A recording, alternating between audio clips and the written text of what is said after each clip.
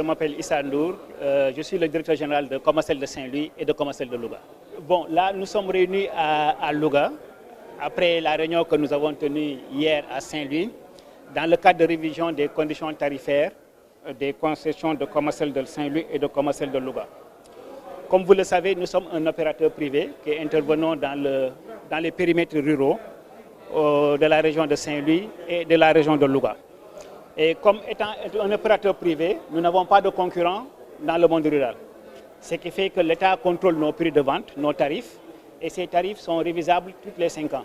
Donc c'est-à-dire que chaque 5 ans, nous projetons sur des engagements, sur un niveau d'investissement à réaliser.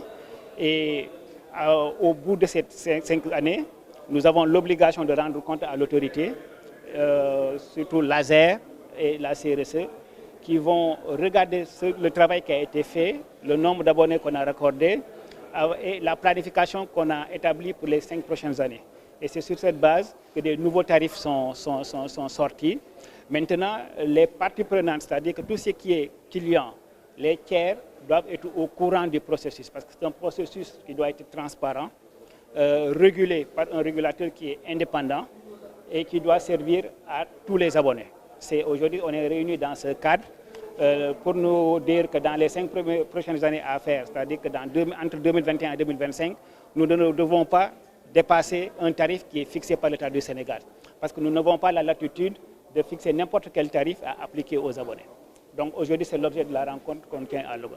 Le tarif est régulé, c'est l'État qui fixe les tarifs. Comme le tarif de Sénélec, c'est l'État aussi qui fixe nos tarifs. Et aujourd'hui, nous avons le même tarif que Sénélec. En tant qu'opérateur privé, on ne peut pas se baser sur un système pour dire que voilà ce qu'on a investi et voilà le tarif que nous avons fixé par notre propre volonté. Dans ce cas, il y aura une mauvaise perception, ça ne sera pas en tout cas acceptable ni soutenable pour les abonnés. Il y a eu une réduction des tarifs effectivement en 2018 sur la période qu'on appelle l'harmonisation des tarifs, puisqu'au départ, le tarif de l'électricité dans le monde rural était très élevé. Mais l'État quand même a consenti des efforts pour subventionner une partie de ce tarif. Et depuis le 1er décembre 2018, quasiment 50% du tarif est supporté par l'État du Sénégal et 50% du tarif par l'abonné. Aujourd'hui, il n'y a plus cette disparité tarifaire entre l'abonné rural et l'abonné qui souscrit aux abonnements de Sénélec. Bon, l'accès universel est pour 2025. Si vous le regardez, il y a beaucoup de programmes aujourd'hui qui sont en cours dans les localités rurales.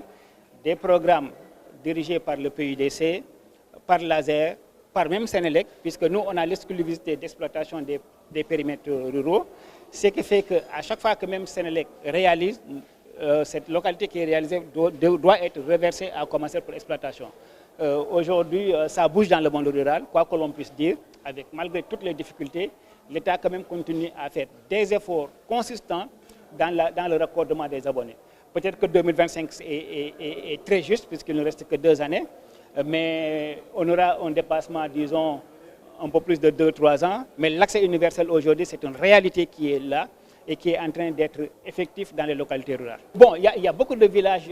Aujourd'hui, nous exploitons aujourd'hui 450 localités rurales dans Louga. Et tout à l'heure, vous verrez au niveau des débats qu'il y a plusieurs localités encore qui sont là, qui n'ont pas accès à l'électricité.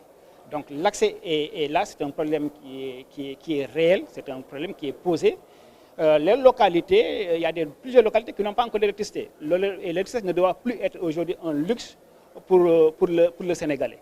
C'est vrai qu'il y a quand même, le taux d'électrification a encore fait un bond en avant. Nous sommes peut-être autour de 60%, mais il faut aller chercher encore les 40% restants pour raccorder au moins sur tout le Sénégal.